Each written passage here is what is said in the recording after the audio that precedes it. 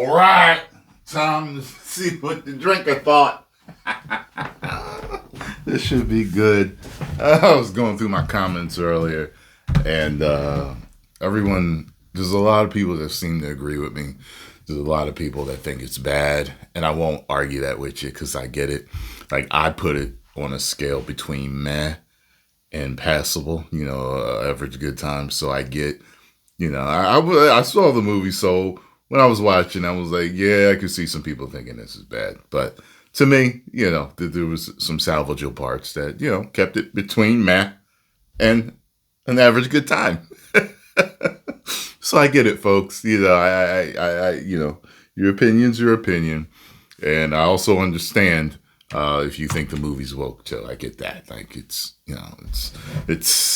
certain things are arguable, but it's got enough ESG and DEI in it that if people are like, it's woke, I get it. I wouldn't even argue with them. I'm like, yeah, okay, I got you. I know why you think it is. I get it, so it's definitely debatable that it definitely is, but, I still had, eh. At one point near the end of Brave New World, Sam Wilson uses Captain America's shield, Ant-Man's helmet, and Falcon's wings made from Black Panther's vibranium to fight a not-so-incredible Red Hulk. I didn't even think about it like that. For the purposes of this review, I'm going to refer to him as Captain Black Ant Falcon Man from now on. Partly because there's only ever going to be one Captain America for me, and that's Steve Rogers, but mostly because I can't think of a more fitting metaphor for what this movie is. A jumbled mishmash of different ideas and storylines ripped off from other, better Marvel characters and films. A movie that's clearly been hacked to pieces and reassembled more times than Frankenstein's monster, complete with all the boring, played-out tropes you'd expect from an MCU that's been drifting rudderless for the past 5 years. A bunch of characters and subplots. Oh, by the way, also, for my comments, this is the reason why I read the comments. Okay, so the girl that was one of the widows was actually supposed to be an Israeli superhero, but people were saying that they cut that part of it out for certain political reasons, I guess, going on, certain things in the media going on right now with politics. They cut it out, which would explain her super strength in certain moments of the film. Also, I didn't know this because I haven't read every comic book on the planet, that the widows had a form of the super soldier serum. I never knew that. I just thought they were elite female fighting spies, black ops type damsels, you know what I'm saying? That's what I thought that they were, but okay, so I learned something. So that also makes sense too. So whether they would make her a widow and she actually has augmented, strength, that would explain what I saw in the beginning of the movie with her.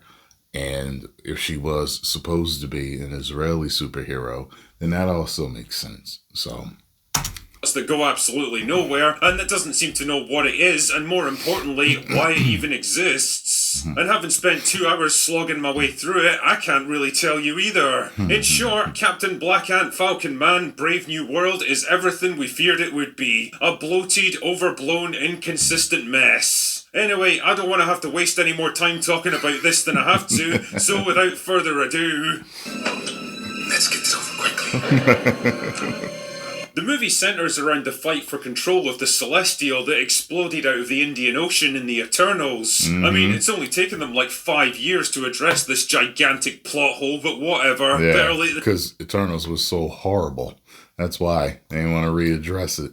Never, I guess. Anyway, because the Celestial's body contains enormous reserves of adamantium, a mineral which is even more invincible than vibranium. Oh, does someone not have a monopoly on the world's most valuable resource now? Pass me the world's smallest violin. There's now a bit of a gold rush to claim ownership of it, spearheaded by General Ross, who's now been promoted to President of the United States. His goal is to sign an agreement with Japan to share access to the Celestial, and the two countries are close to making a deal. Unfortunately, it all goes tits up during a White House dinner when Isaiah Bradley gets an attack of the Galloping Crazies and tries to assassinate him, only to forget the whole thing after he's captured. Yep. Captain Black Ant Falcon Man believes that he was mind-controlled into attacking Ross, and he's determined to clear his name, so he begins his own investigation that soon leads him to a classified black site where he conveniently runs into Giant Brain Man, a test subject exposed to gamma radiation that caused him to get super smart, which Ross then exploited for his own personal gain. Oh yeah, and this small child shows up for like 5 minutes to give us the obligatory girl boss moment, and then basically does nothing for the rest of the movie.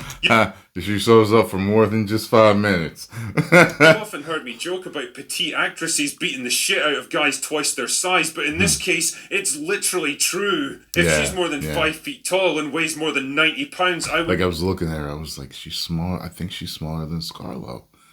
This girl is tiny. And with her voice, you know how certain dwarves sound? She has a voice that's similar to certain female dwarves that I've heard. So I'm like, wait a minute.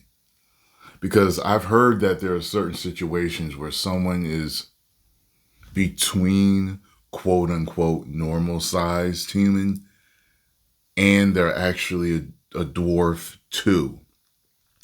I have a friend that's like that, and she kind of told me in not so many words, and I didn't ask any further because I could tell she was being vulnerable with me to kind of tell me, and it bothered her. She didn't like it. So I didn't peel the onion anymore. I just was like, oh, okay, but everybody loves her. I mean, like, everybody loves her. All the dudes, they all want to get with her. Like, she's bad, but it's just, I think that aspect of it bothers her. But yeah, so when I was watching, I was looking at her body structure and everything. I was like, something feels different here. You know what I'm saying? Would be shocked. But don't worry, I'll talk more about her later. Believe that! Anyway, Giant Brain Man engineered the whole thing to provoke a war between America and Japan, and with the two opposing battle fleets closing in on the Celestial, Captain Black Ant Falcon Man races to the scene to stop them. Jesus, as if Japan would even think about challenging the US military for control of anything.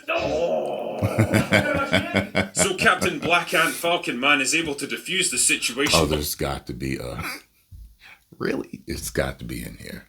It's got to, just the way he's going on about this, there's got to be at least one moment that's like that to him. By strategically kicking missiles out of the air, and then everyone goes home and Ross gives a speech to celebrate, but then it turns out that the heart attack pills he's been taking the whole movie are actually gamma radiation pills, which Giant Brain Man uses to turn him into Red Hulk. Mm-hmm. Wow. You're gonna put the really here too. And yes, I'm being absolutely serious with this. Then there's a bit of a fight which destroys the White House, and Captain Black Ant Falcon Man asks him to stop being the Hulk because the writers couldn't think of any other way to get out of it. So he turns back into Harrison Ford, and then everyone goes home. And that's it. That's the plot for Captain Black Ant Falcon Man Brave New Worlds.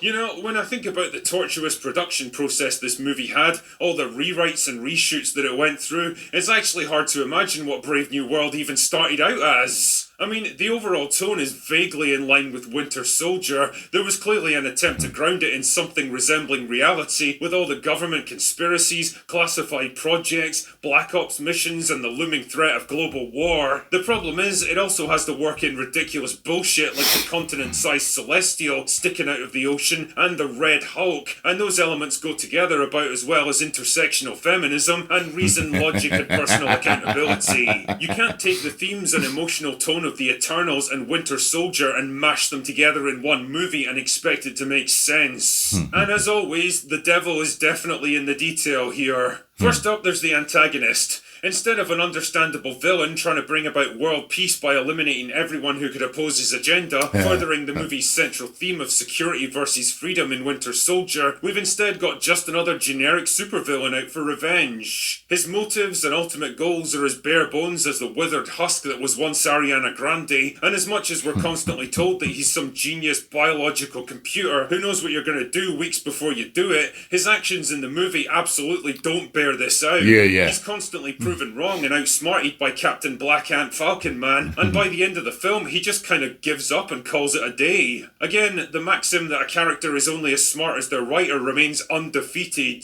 By all accounts, not only was this film reshot multiple times, but the runtime was also drastically cut back at the 11th hour, which probably explains why characters like Giant Brain Man get so little development. It's all been left on the cutting room floor. It's the same story with Giancarlo Esposito, who the trailers played up as some criminal mastermind that was going to test Captain Black Ant Falcon Man to his limits. In reality, he's just a basic bitch hired gun who appears in like 3 scenes, and watching a not... Yeah, I mean, he's got a moment in there where he's like, gotcha. Like, I mean, he gets Cap, but other than that, like, you know, I mean, he's imposing, he's scary, but he's not really shown as a threat, as a super threat. They kind of disregard him, you know, in a certain way, and it's kind of like, like, I'm scared of him more than I am of Mr. Brain Man. He should have been in there more.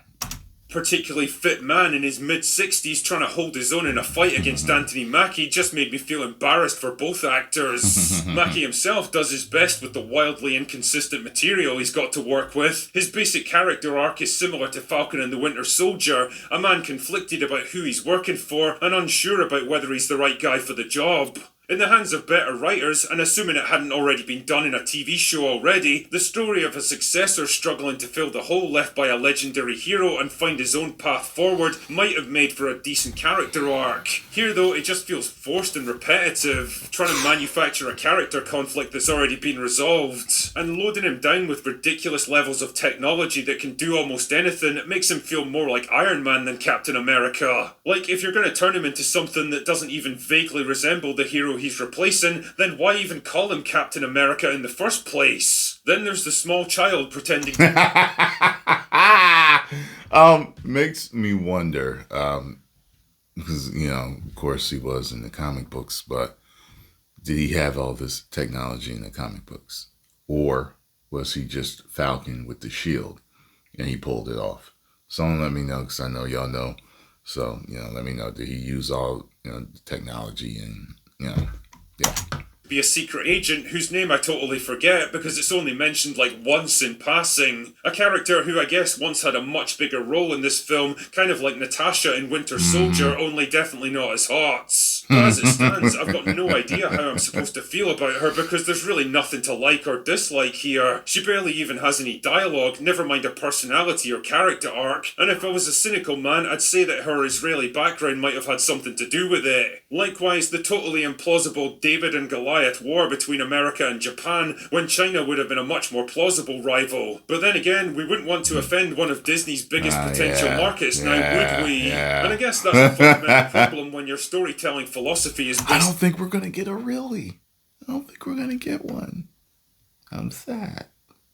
Basically, let's push whatever ideas are current, safe, focus group tested and politically correct.